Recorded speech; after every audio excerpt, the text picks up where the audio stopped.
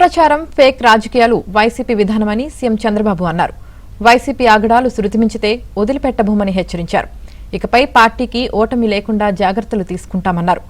Party పదవుల నుంచి టికెట్ల కేటాయింపుల వరకు సర్వేలు చేస్తున్నామని, ప్రజలు కార్యకర్తల అభిప్రాయాలకు అనుగుణంగా నిర్ణయాలు ఉంటాయని తేల్చి చెప్పారు.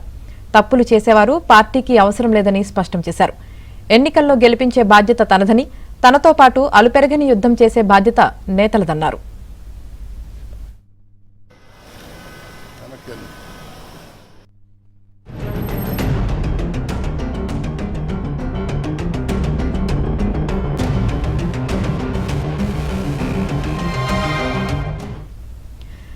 మద్యపాన నిషేధం హామీపై వైసీపీ చేతులెత్తేసిందని సీఎం చంద్రబాబు ఆరోపించారు.